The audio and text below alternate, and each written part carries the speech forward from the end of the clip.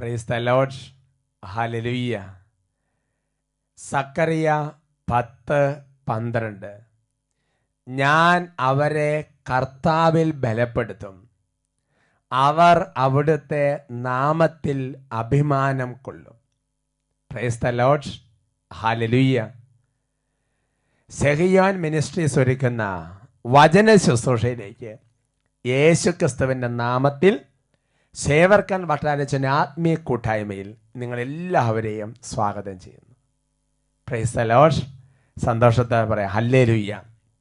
നമ്മൾ വായിച്ചു കേട്ട തിരുവചന ഭാഗം സക്കറിയ പ്രവചനത്തിൽ 10-ാമത്തെ അധ്യായത്തിൻ്റെ 12-ാമത്തെ തിരുലിഖിതമാണ്. അവിടെ കർത്താവ് ഇങ്ങനെയാണ് വെളിപ്പെടുത്തിയിരിക്കുന്നത്: ഞാൻ അവരെ കർത്താവിൽ ബലപ്പെടുത്തും, അവർ അവിടുത്തെ നാമത്തിൽ അഭിമാനം കൊള്ളും. Price the Lord. പ്രിയപ്പെട്ട സഹോദരങ്ങളെ, നമ്മുടെ ചുറ്റുമുള്ള എല്ലാ വ്യക്തികളെയും, നമ്മുടെ കുടുംബാംഗങ്ങളാണെങ്കിലും ശരി, നമ്മുടെ കമ്മ്യൂണിറ്റിയിലുള്ളവരാണെങ്കിലും ശരി, നമ്മുടെ ഇടവകയിലുള്ളവരാണെങ്കിലും ശരി, നമ്മുടെ ഓഫീസിലുള്ളവരാണെങ്കിലും ശരി, നമ്മുടെ ഉറ്റമിത്രങ്ങളാണെങ്കിലും ശരി, അവരെ നമ്മിലല്ല ബലപ്പെടുത്തേണ്ടത്, കർത്താവിലാണ് ബലപ്പെടുത്തേണ്ടത്. അങ്ങനെ കർത്താവിൽ ബലപ്പെടുത്തുമ്പോൾ അവർ കർത്താവിൻ്റെ നാമത്തിൽ അഭിമാനം കൊള്ളും. ഒരുമിച്ച് പറയാം ഹല്ലേലൂയ. സന്തോഷത്തോടെ പറയാം ഹല്ലേലൂയ. Praise the Lord. പ്രിയപ്പെട്ട സഹോദരങ്ങളെ, ഒരു കൺവെൻഷൻ ശുശ്രൂഷ സംബന്ധിക്കുമ്പോൾ ഒരു വ്യക്തി വേറൊരു വ്യക്തിയെ ധ്യാനത്തിൽ കൂട്ടിക്കൊണ്ടുവന്നു, എന്നിട്ട് കർത്താവിൽ അങ്ങോട്ട് ബലപ്പെടുത്തി.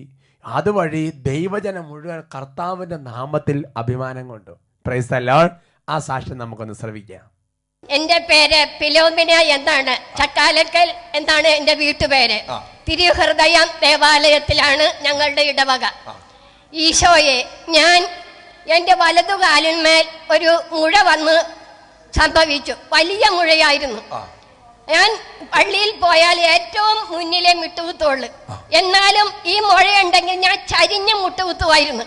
അപ്പോൾ എല്ലാവരും എന്നോട് ചോദിച്ചു, എന്താണ് ബിലോ ചേച്ചി ഇങ്ങനെ ചരിഞ്ഞ് നിൽക്കണേന്ന് ചോദിച്ചു. അപ്പം ഞാൻ പറഞ്ഞ്, മോളെ എൻ്റെ കാലിന്മേൽ ഒരു മുഴയുണ്ട് എന്ന്. അത് മക്കളോട് പറഞ്ഞ് ആസ്പത്രിയിൽ പോകാൻ പാടില്ലേ എന്ന് ചോദിച്ചപ്പോൾ ഞാൻ പറഞ്ഞു, അവരെ ബുദ്ധിമുട്ടിക്കണ്ടല്ല, എൻ്റെ കാലിന്മേലുള്ള മുഴ ഞാൻ ഈശോയോട് പ്രാർത്ഥിച്ച് ദിവസവും കുർബാന കാണുമ്പോൾ അത് മാറിക്കിട്ടും എനിക്ക് പൂർണ്ണ വിശ്വാസം എനിക്കുണ്ടെന്ന് പറഞ്ഞു. അങ്ങനെ ഞാനൊരു നാട്ടുവൈദ്യൻ്റെ അടുത്ത് പോയി ചെന്നപ്പോൾ വൈദ്യനോട് ഞാൻ ഈ വിവരം പറഞ്ഞ് മുഴ കാണിച്ചപ്പോൾ പറഞ്ഞ്, ഇവിടം കൊണ്ട് നടക്കൂല, ഇത് ഓപ്പറേഷൻ ചെയ്യണമെന്ന് പറഞ്ഞു. അപ്പോൾ അടുത്തുള്ള ഒരു കുട്ടി ഇവിടെ ധ്യാനത്തിന് കഴിഞ്ഞ വന്നപ്പോ കഴിഞ്ഞ വർഷം കോലമാവ് മേഖല കൺവെൻഷൻ നടക്കുന്ന സമയത്ത് അപ്പൊ എന്നോട് പറഞ്ഞു, ബാ ബിലോ ചേച്ചി നമുക്ക് രണ്ടുപേർക്കും കൂടി പോകാം എന്ന് പറഞ്ഞു. കുട്ടിയാണ് പറഞ്ഞത്, ഒരു കൂട്ടുകാരി മകള്. അപ്പൊ ഞാൻ പറഞ്ഞ്, എങ്ങനെ വരുമ്പോളെ ഓട്ടോറിക്ഷ വിളിക്കാം. അപ്പൊ പറഞ്ഞ്, അവളുടെ ഭർത്താവും വണ്ടിയും കൊണ്ട് വരും, എന്റെ മകനും വണ്ടിയും കൊണ്ട് വരും. അങ്ങനെ ഞങ്ങൾ രണ്ടുപേരും മുടങ്ങാതെ വന്ന് ഞാനും. അവസാനത്തെ ദിവസം അച്ഛൻ വിളിച്ചു പറഞ്ഞ്, ഒരു അമ്മച്ചിയുടെ കാലിന് മുഴ മാറിയിരിക്കുന്നു എന്ന്. ഞാൻ ഉടനെ തന്നെ തപ്പി നോക്കി, അപ്പോൾ മുഴ ഉണ്ടായിരുന്നില്ല. കഴിഞ്ഞ വർഷം കൺവെൻഷൻ നടക്കുമ്പോ ആൾക്കാരെ ശുശ്രൂഷക്കാരെ വിളിച്ചു, ഒരു അമ്മച്ചിയുടെ കാലിന്റെ മുഴ മാറുന്നു എന്ന് പറഞ്ഞു. ആ സെക്കൻഡ് അമ്മച്ചി കാലിനെ തപ്പി നോക്കുമ്പോ മുഴ അവിടെ കാണാൻ. ഈശോയെ നന്ദി. ഈ ഫിലോമിന അമ്മച്ചിയല്ല. ഹല്ലേലൂയ. ഉയർത്തിയടിച്ച് ഉയർത്തിയടിച്ച്. നല്ലവനല്ലോ ദൈവം, നല്ലവനല്ലോ, സ്തുതിക്കും പുകഴ്ചയ്ക്കും യോഗ്യനായ. കൈകൾ ഉയർത്തിയടിച്ച്. നല്ലവനല്ലോ ദൈവം, നല്ലവനല്ലോ, സ്തുതിക്കും പുകഴ്ചയ്ക്കും യോഗ്യനായവൻ. ശക്തനായവൻ, സങ്കേതമായവൻ, ഘോരവൈരിൻ കയ്യിൽ നിന്ന് വിടുവിച്ചവൻ. ശക്തനായവൻ, സങ്കേതമായവൻ, ഘോരവൈരിൻ കയ്യിൽ നിന്ന് വിടുവിച്ചവൻ. നല്ലവനല്ലോ ദൈവം, നല്ലവനല്ലോ, സ്തുതിക്കും പുകഴ്ചയ്ക്കും യോഗ്യനായവൻ, സ്തുതിക്കും പുകഴ്ചയ്ക്കും യോഗ്യനായവൻ. Praise the Lord. ഒരുമിച്ച് പറയാം ഹല്ലേലൂയ. പ്രിയപ്പെട്ട സഹോദരങ്ങളെ, ആ സഹോദരിയെ ഫിലോമിന ചേച്ചിയെ കൂട്ടിക്കൊണ്ട് വന്നതുകൊണ്ട് കർത്താവിൽ അങ്ങോട്ട് ബലപ്പെടുത്തി. ജനം മുഴുവൻ കർത്താവിൻ്റെ നാമത്തിൽ അഭിമാനം കൊള്ളാൻ ഇടവന്നു. ഒരുമിച്ച് പറയാം ഹല്ലേലൂയ. സന്തോഷത്തോടെ പറയാം ഹല്ലേലൂയ. Praise the Lord. ഇപ്പോൾ ഈ വചന ശുശ്രൂഷ കർത്താവിൻ്റെ നാമത്തിൽ അഭിമാനം കൊള്ളാനും കർത്താവിൽ ബലപ്പെടാനുള്ള ഒരു അവസരമാണ് സഹോദരങ്ങളെ. ഈ വചന ശുശ്രൂഷയിലേക്ക് നിങ്ങൾക്ക് ഇപ്പോൾ ആരെങ്കിലും വിളിക്കാൻ തോന്നുന്നുണ്ടെങ്കിൽ അവരെയും കൂടെ കൂട്ടിച്ചേർത്ത് വിളിച്ച് ഈ ശുശ്രൂഷയ്ക്ക് ഒന്ന് ഒരുങ്ങണം. കർത്താവിൻ്റെ നാമത്തിൽ ബലപ്പെടണം. Price the Lord. നമുക്കൊന്ന് എഴുന്നേറ്റ് നിന്ന് പ്രാർത്ഥിക്കാം. ഒന്ന് എഴുന്നേറ്റ് നിൽക്കാവോ? ആരെങ്കിലും സാധനം എഴുന്നേറ്റ് നിന്ന് നമുക്ക് കർത്താവിൻ്റെ നാമത്തിൽ ബലപ്പെടുത്തുന്ന ഒരു ശുശ്രൂഷയാണത്. കർത്താവിന് അഭിമാനം കൊള്ളാൻ കർത്താവ് ഇടവരുത്തുന്ന ഒരു ശുശ്രൂഷയിലേക്കാണ് നമ്മൾ സമ്മതിക്കുന്നത്. അതിനുവേണ്ടി ഇന്ന് പ്രാർത്ഥിച്ചു വരുക. എഴുന്നേറ്റ് നിന്ന് കരങ്ങൾ തുറന്നു പിടിച്ച് കർത്താവിൻ്റെ നാമത്തെ വിളിച്ച് കർത്താവിൻ്റെ നാമത്തെ ബലപ്പെടുത്താൻ, അങ്ങനെ കർത്താവിനെ മഹത്വപ്പെടുത്താൻ ഇടവരുത്താൻ ആഗ്രഹിച്ച് നമുക്ക് കർത്താവിനെ വിളിച്ച് സ്തുതിക്കാം. Hallelujah, hallelujah, hallelujah. യേശുവേ ആരാധന, ആരാധന, ആരാധന, ആരാധന. കർത്താവെ സ്തോത്രം. പരിശുദ്ധാത്മാവെ ആരാധന, ആരാധന, ആരാധന, ആരാധന. യേശുവെ ആരാധന. കർത്താവെ ആരാധന. കർത്താവ് ദൈവമേ, ഇപ്പോൾ ഈ സെഹിയോൻ മിനിസ്ട്രിയോസിനോട് ചേർന്ന് പ്രാർത്ഥിച്ചുകൊണ്ടിരിക്കുന്ന ഓരോ ദാസന്മാർക്ക് വേണ്ടി വട്ടാലച്ചൻ്റെ കൂട്ടായ്മയിൽ പ്രാർത്ഥിക്കുകയാണ് കർത്താവ്. ഈ ശുശ്രൂഷ എന്നൊക്കെ ആരൊക്കെ കാണുന്നുണ്ട് അവർക്ക് എല്ലാവർക്കും വേണ്ടി ഇപ്പോൾ പ്രാർത്ഥിക്കുകയാണ്. ഓ ദൈവമേ, ഈ ശുശ്രൂഷ നടക്കുന്ന സമയത്ത് കർത്താവിൻ്റെ നാമത്തിൽ ബലം പ്രാപിക്കട്ടെ എന്ന് പ്രാർത്ഥിക്കുകയാണ്. കർത്താവിൻ്റെ നാമത്തിൽ അഭിമാനം കൊള്ളാൻ ഇടവരട്ടെ കർത്താവ്. കർത്താവിൽ ബലം പ്രാപിക്കാൻ അനേകരെ അനുഗ്രഹിക്കണമെന്ന് പ്രാർത്ഥിക്കുക. ഓ ദൈവമേ, കർത്താവിൽ ബലം പ്രാപിക്കുന്ന ഈ ശുശ്രൂഷയിൽ കർത്താവിലുള്ള എല്ലാ തടസ്സങ്ങളും വേണം വിട്ടുപോട്ടെ എന്ന് പ്രാർത്ഥിക്കുന്നു. എല്ലാ അന്ധകാരങ്ങളും വിട്ടുപോട്ടെ എന്ന് പ്രാർത്ഥിക്കുന്നു. ഓ ദൈവമേ, കർത്താവിൻ്റെ നാമത്തിൽ അഭിമാനം കൊള്ളാൻ ആരായകർ ഇടവരുന്നതിൽ കല്ലിപ്പൊണ്ടിരിക്കുന്ന സാത്താന്യ പീഡകൾ യേശുവിൻ്റെ നാമത്തിൽ വിട്ടുപോട്ടെ എന്ന് കൽപ്പിക്കുന്നു. ശക്തമായ അഭിഷേകം നിറയട്ടെ കർത്താവ്. ശക്തമായ അഭിഷേകം നിറയട്ടെ കർത്താവ്. വചനം കേട്ടുകൊണ്ടിരിക്കുമ്പോൾ അനേകർ ആത്മാവിൽ ബലം പ്രാപിക്കട്ടെ, ശരീരത്തിൽ ബലം പ്രാപിക്കട്ടെ, മനസ്സിൽ ബലം പ്രാപിക്കട്ടെ. അങ്ങനെ കർത്താവിനെ മാറ്റപ്പെട്ട് ഇടവരട്ടെ എന്ന് മുൻകൂട്ടി കണ്ട് നന്ദി പറഞ്ഞ് അനുഗ്രഹിക്കുന്നു. ആരാധന, ആരാധന, യേശുവേ ആരാധന, യേശുവേ ആരാധന, യേശുവേ ആരാധന, യേശുവേ ആരാധന, യേശുവേ ആരാധന, യേശുവേ ആരാധന. പരിശുദ്ധ അമ്മയോട് ചേർന്ന് നമുക്ക് ഒരുമിച്ച് പ്രാർത്ഥിക്കാം. നന്മ നിറഞ്ഞ മറിയമേ സുസ്തി, കർത്താവ് അങ്ങയോട് കൂടെ സ്ത്രീകളിൽ അങ്ങ് അനുഗ്രഹിക്കപ്പെട്ടവളാവുന്നു. അങ്ങയുടെ ഉദരത്തിന് ഫലമായി ഈശോ അനുഗ്രഹിക്കപ്പെട്ടവനാകുന്നു. പരിശുദ്ധ മറിയമേ തമ്പുരാൻ്റെ അമ്മേ, പാപികളായ ഞങ്ങൾക്ക് വേണ്ടി ഇപ്പോഴും ഞങ്ങളുടെ മരണസമയത്തും തമ്പുരാനോട് അപേക്ഷിച്ച് കാണണം. Praise the Lord. ഹല്ലേലൂയ. നമുക്ക് സ്വസ്ഥാനങ്ങളിൽ ഇരിക്കാം. ഹല്ലേലൂയ. ഉറക്കെ പറയാം. ഹല്ലേലൂയ. Praise the Lord. ഇന്ന് നമ്മൾ ചിന്തിക്കുന്ന വിഷയം ദീർഘക്ഷമ അവഗണിക്കരുത്. Praise the Lord. ഹല്ലേലൂയ. ദീർഘക്ഷമ അവഗണിച്ച് കളയരുത്. പ്രിയപ്പെട്ട സഹോദരങ്ങളെ, ബൈബിളിൽ പഴയ നിയമത്തിലും പുതിയ നിയമത്തിലും ഒരുപോലെ കാണുന്ന ഒരു മേഖലയാണ്. കർത്താവ് ജനത്തെ എപ്പോഴും പശ്ചാത്താപത്തിലേക്ക് ക്ഷണിച്ചുകൊണ്ടിരിക്കും. അനുതാപത്തിനുള്ള അവസരങ്ങൾ കർത്താവ് ഒരുക്കിക്കൊണ്ടിരിക്കും. പല വ്യക്തികളിലൂടെ, പല സംഭവങ്ങളിലൂടെ, പല സാഹചര്യങ്ങളിലൂടെ ജനത്തെ എപ്പോഴും മടങ്ങി വരാൻ, തിരിച്ചു വരാൻ കർത്താവ് ക്ഷണിക്കുന്ന ഒരു ചിത്രം ബൈബിളിൽ അങ്ങോളം ഇങ്ങോളം ഉണ്ട്. യേശുവിൻ്റെ ജീവിതം പരിശോധിക്കുമ്പോൾ ഇത് തന്നെയാണ് നമ്മൾ കാണുന്നത്. ബൈബിളിലുള്ള ചില വചനങ്ങൾ ഞാൻ നിങ്ങളുടെ ശ്രദ്ധയിൽപ്പെടുത്താൻ ആഗ്രഹിക്കുകയാണ്. പ്രഭാഷകന്റെ പുസ്തകത്തിൽ 17-ാമത്തെ അധ്യായത്തിൻ്റെ 24-ാമത്തെ തിരുലിഖിതം, പശ്ചാത്തപിക്കുന്നവർക്ക് തിരിച്ചു വരാൻ അവിടുന്ന് അവസരം നൽകും. വീണ്ടും 25-ാമത്തെ തിരുലിഖിതം, കർത്താവിലേക്ക് തിരിഞ്ഞ് പാപം പരിത്യജിക്കുവിൻ, അവിടുത്തെ സന്നിധിയിൽ പ്രാർത്ഥിക്കുകയും അകൃത്യങ്ങൾ പരിത്യജിക്കുകയും ചെയ്യുവിൻ. വീണ്ടും 26-ാം തിരുലിഖിതം, അത്യുന്നതിലേക്ക് തിരിയുകയും അകൃത്യങ്ങൾ ഉപേക്ഷിക്കുകയും മ്ലേച്ഛതകളെ കഠിനമായി വെറുക്കുകയും ചെയ്യുവിൻ.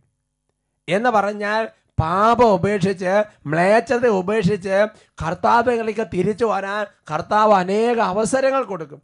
പശ്ചാത്തപിക്കുന്നവർക്ക് തിരിച്ചു വരാൻ അവിടുന്ന് അവസരം കൊടുക്കും. പാപം പരിത്യജിച്ച് തിരിച്ചു വരാൻ ജനത്തെ കർത്താവ് എപ്പോഴും ഓർമ്മിപ്പിച്ചുകൊണ്ടിരിക്കുകയാണ്. ചിലപ്പോൾ കർത്താവ് വെളിപ്പെടുന്നത് എങ്ങനെയാണ്? നിങ്ങൾ നേറ്റ് പറഞ്ഞാൽ മാത്രം മതി എന്ന പോലെ കർത്താവ് വെളിപ്പെടുത്തുന്നുണ്ട്. പ്രിയപ്പെട്ട സഹോദരങ്ങളെ, ഒരുമിച്ച് പറയാം ഹല്ലേലൂയ. അത് നമ്മൾ വായിക്കുന്നത് ജെറമിയ പ്രവചനത്തിലാണ്. ജെറമിയ പ്രവചനത്തിൽ 3-ാമത്തെ അധ്യായത്തിൻ്റെ 13-ാം തിരുലിഖിതം, ജെറമിയ പ്രവചനത്തിൽ 3:13 വചനം ഇങ്ങനെയാണ് രേഖപ്പെടുത്തിയിരിക്കുന്നത്. ഇസ്രായേൽ പലതരത്തിലുള്ള നാട് ദുഷിപ്പിക്കുന്ന വ്യഭിചാരം പോലുള്ള പല പാപങ്ങളും ചെയ്തിട്ടും ദൈവം ഇസ്രായേലിന് പറയുകയാണ്, അതിന്റെ 13-ാമത്തെ തിരുലിഖിതത്തിന്റെ അവസാന ഭാഗത്തിൽ, ഈ കുറ്റങ്ങൾ നീ ഏറ്റു പറഞ്ഞാൽ മതി, ഈ തെറ്റുകൾ നീ ഒന്ന് സമ്മതിച്ചാൽ മതി, നീ ഒന്ന് പശ്ചാത്തപിച്ച് ഒന്ന് ഏറ്റു പറഞ്ഞാൽ മതി, ഞാൻ വീണ്ടും നിന്നോട് ക്ഷമിക്കാം, കരുണ കാണിക്കാം, നീ തിരിച്ചു വരിക. ഇത് ബൈബിളിൽ ദൈവത്തിൻ്റെ ഒരു സ്വഭാവമാണ് പ്രിയപ്പെട്ട സഹോദരങ്ങളെ. ഒരുമിച്ച് പറയാം ഹല്ലേലൂയ. അതിനെക്കുറിച്ച് പ്രഭാഷകന്റെ പുസ്തകത്തിലെ 5-ാമത്തെ അധ്യായത്തിന്റെ 7-ാം തിരുലിഖിതം, പ്രഭാഷകന്റെ പുസ്തകത്തിൽ 5-ാമത്തെ 7-ാമത്തെ തിരുലിഖിതത്തിൽ ഇങ്ങനെ ക്ഷണിക്കുന്ന കർത്താവ് തന്നെ ഒരു കാര്യം ജനത്തോട് ഒരു പ്രത്യേക രീതിയിൽ സൂചിപ്പിക്കുന്നുണ്ട്. അതിങ്ങനെയാണ് പ്രഭാഷകൻ 5:7, കർത്താവിങ്കലേക്ക് തിരിയാൻ വൈകരുത്, നാളെ നാളെ എന്ന് നീട്ടി വയ്ക്കുകയും അരുത്. കർത്താവിങ്കലേക്ക് തിരിയാൻ വൈകരുത്, നാളെ നാളെ എന്ന് നീട്ടി വെക്കരുത്. ഉറക്കെ പറയാം ഹല്ലേലൂയ. അപ്പൊ അനുതാപത്തിലേക്കും പശ്ചാത്താപത്തിലേക്കും ദൈവജനത്തെ എപ്പോഴും ക്ഷണിച്ചുകൊണ്ടിരിക്കുന്ന കർത്താവ് അതിനിടയിലൂടെ പറഞ്ഞൊരു കാര്യമുണ്ട്, ഈ കാര്യത്തിൽ ഒരു ലാഘവ ബുദ്ധി കാണിക്കരുത്, ഒരു ലാഘവ ബുദ്ധി പാടില്ല. ഉറക്കെ പറയാം ഹല്ലേലൂയ. കർത്താവിലേക്ക് തിരിയാൻ നാളെ നാളെ എന്ന് നീട്ടി വെക്കരുത്. കർത്താവ് ഒരു ചെറിയ ശാസന രൂപത്തിൽ അത് ഓർമ്മപ്പെടുത്തുകയാണ്. ഒരുമിച്ച് പറയാം ഹല്ലേലൂയ. ഉറക്കെ പറയാം ഹല്ലേലൂയ. എന്താണ് അങ്ങനെ പറയാൻ കാരണം പ്രിയപ്പെട്ട സഹോദരങ്ങളെ? അതിനൊരു കാരണമുണ്ട്. അത് പ്രഭാഷകന്റെ പുസ്തകത്തിൽ തന്നെ 7-ാമത്തെ വാക്യത്തിന് അവസാന ഭാഗത്ത് രേഖപ്പെടുത്തിയിട്ടുണ്ട്. അതിനെ പഠിപ്പിക്കുകയാണ്, അവിടുത്തെ ക്രോധം അവിചാരിതമായി ഉണരുകയും ആ ശിക്ഷയിൽ നീ നശിക്കുകയും ചെയ്യാം. ഉറക്കെ പറയാം ഹല്ലേലൂയ. എന്ന് പറഞ്ഞാൽ നാളെ നാളെ എന്ന് നീട്ടിവെച്ച പിന്നെ ആകട്ടെ ചിന്തിച്ചുകൊണ്ടിരുന്നാൽ അവിചാരിതമായി ദൈവകോപം ഒരു പക്ഷേ വന്നുപെടാം. അതിനെക്കുറിച്ച് പ്രഭാഷകൻ 5-ാമത്തെ 4-ാമത്തെ വാക്യത്തെ പറയാണ്, പാപം ചെയ്തിട്ട് എനിക്ക് എന്ത് സംഭവിച്ചെന്നേ പറയരുത്, എന്നാൽ കർത്തൃകോപം സാവധാനത്തിലേ വരികയുള്ളൂ. കർത്തൃകോപം സാവധാനത്തിലേ വരികയുള്ളൂ. ഉറക്കെ പറയാം ഹല്ലേലൂയ. പ്രിയപ്പെട്ട സഹോദരങ്ങളെ, ഇത് പറയുമ്പോൾ ഇതിൻ്റെ ഒരു മറുവശമുണ്ട്. എന്താണ് ഇതിൻ്റെ മറുവശം? അതായത് കർത്തൃകോപം സാവധാനത്തിലേ വരികയുള്ളൂ എന്ന് പറയുമ്പോൾ അതിന് നൽകുന്നൊരു മറുവശമുണ്ട്. കർത്താവ് നമുക്കൊരു സമയം തന്നിരിക്കുകയാണ്. സാവധാനത്തിലെ വരികളെന്ന് പറയുമ്പോൾ ഒരു സമയം കർത്താവ് അനുദപിക്കാൻ ഓരോ വ്യക്തികൾക്കും തിരിച്ചു വരാൻ ഓരോ ആത്മാവിനും കർത്താവ് ഒരു നിശ്ചിത സമയം അനുവദിച്ചു കൊടുക്കും. ഇതാണ് അതിന് നൽകുന്ന മറുവർത്ഥം. ഉറക്കെ പറയാം ഹല്ലേലൂയ.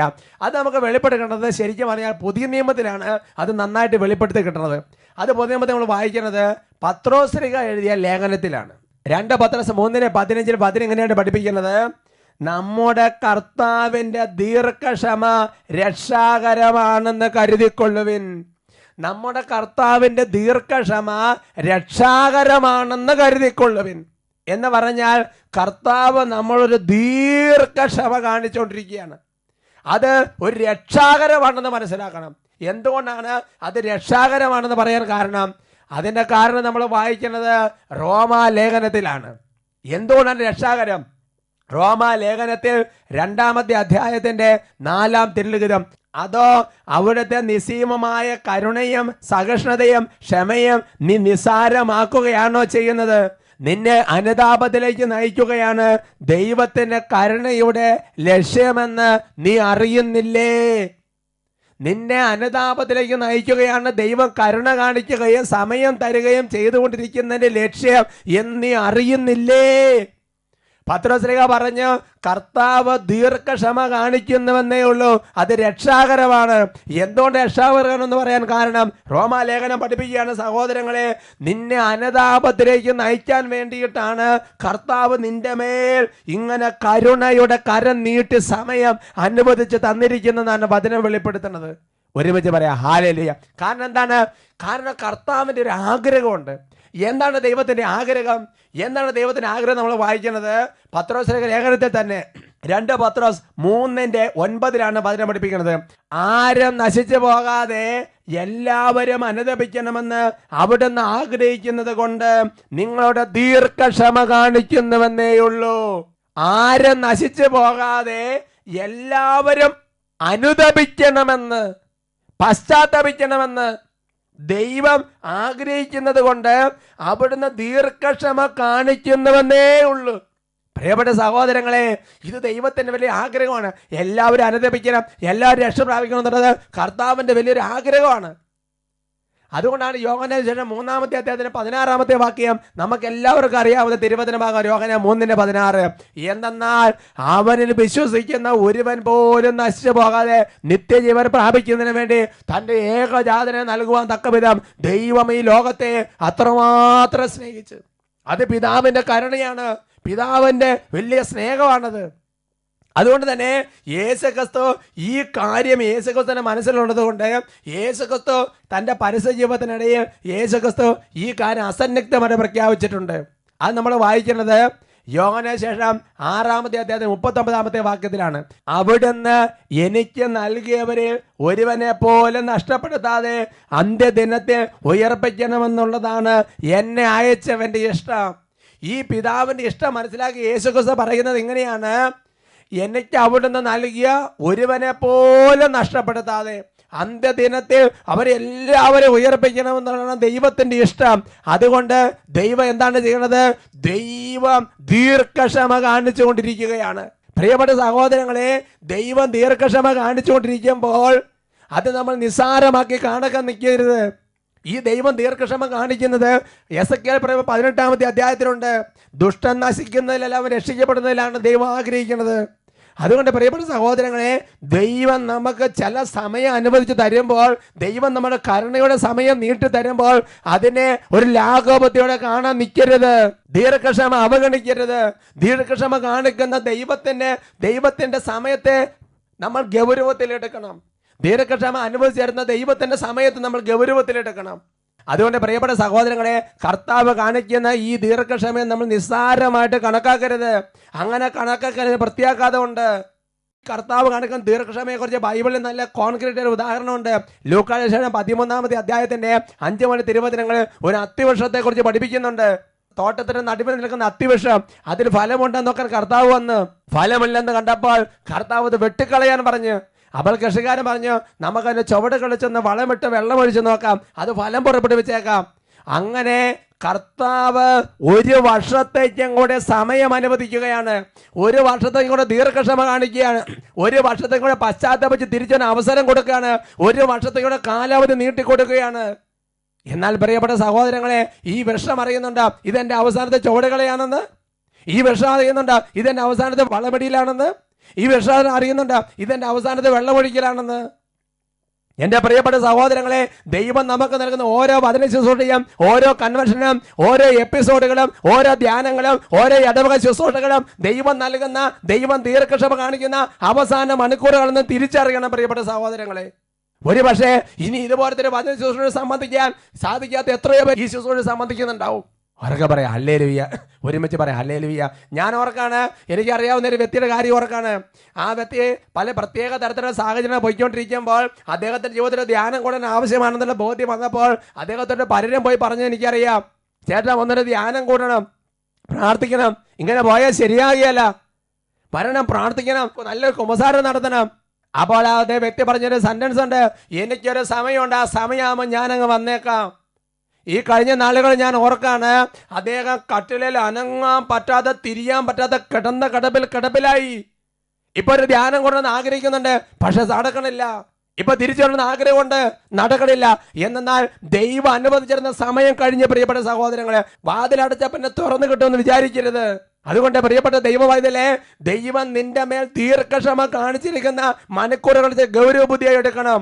അതുകൊണ്ട് പശ്ചാത്തപിക്കാൻ കർത്താവ്, തിരിച്ചു വരാൻ കർത്താവ് നൽകുന്ന അവസരങ്ങൾ നിസ്സാരമായി കണക്കാക്കരുത്.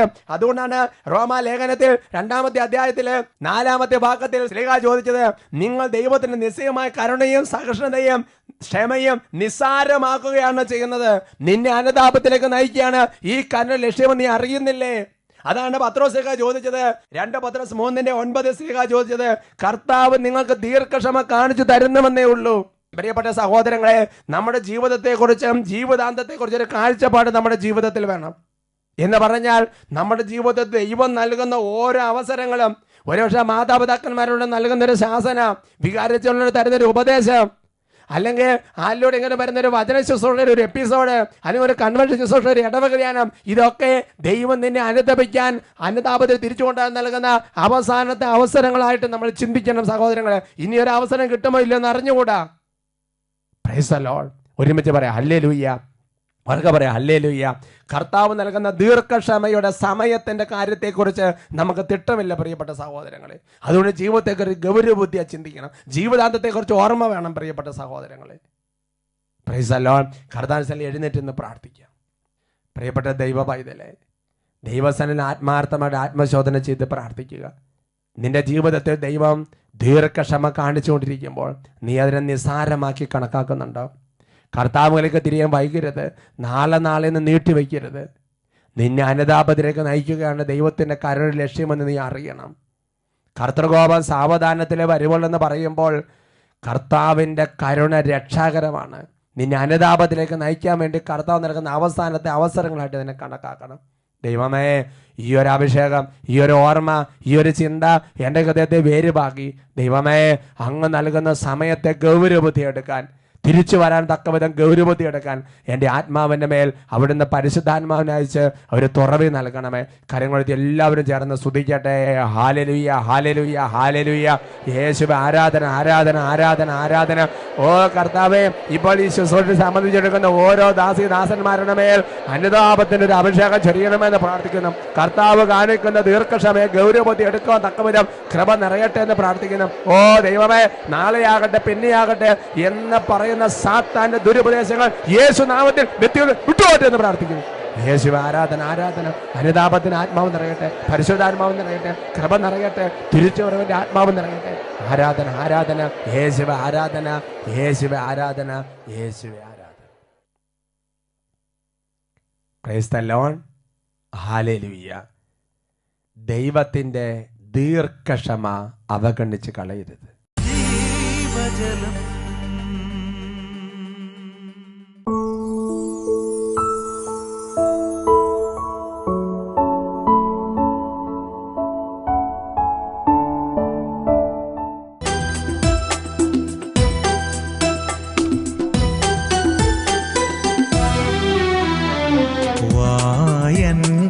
ദൈവമേ എൻ പ്രിയനേ, വായന്റെ നാഥനേ, എൻ സ്നേഹമേ, വായന്റെ ദൈവമേ എൻ പ്രിയനേ, വായന്റെ നാഥനേ, എൻ സ്നേഹമേ.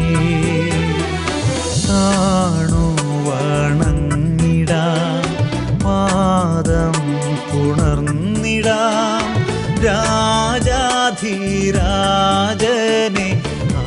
ആരാധിക്കാം. വായന്റെ ദൈവമേ എൻ പ്രിയനേ, വായന്റെ നാഥനേ, എൻ സ്നേഹമേ. സാമുവേൽ പ്രവചനത്തിൽ വചനം ഇങ്ങനെ പഠിപ്പിക്കുന്നു: ആകാശം ചായ്ച്ച് ഞാൻ അവരുടെ അടുത്തേക്ക് വരും. കർത്താവ് എഴുന്നള്ളി വരുമ്പോൾ കർത്താവിൻ്റെ നാമത്തെ വിളിച്ചു പ്രാർത്ഥിക്കുന്ന ഓരോ ദൈവഭക്തനോടും കർത്താവ് ആശ്വാസത്തിൻ്റെ വചനങ്ങൾ വെളിപ്പെടുത്തും. വിലാപങ്ങളുടെ പുസ്തകം 3-ാമത്തെ അധ്യായത്തിൽ വചനം പഠിപ്പിക്കുന്നു: ഭയപ്പെടേണ്ട ദൈവ പൈതലേ എന്ന് കർത്താവ് ആശ്വസിപ്പിക്കുന്നതായി വെളിപ്പെടുത്തുന്നുണ്ട്.